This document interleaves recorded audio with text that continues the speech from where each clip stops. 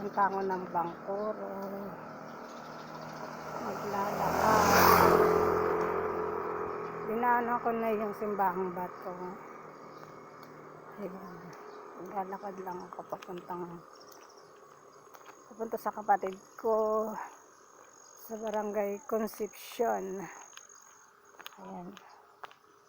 Dito pa ako sa Bangkoro. Ayan. Pagbalik ko na lang bibidyo yung simbahang bato. May mas dapat sisimba ako. 10:30 pa daw. Ang tagal. Sorry for words na matagal. So, punta na ako sa kapatid ko. Alam ni God.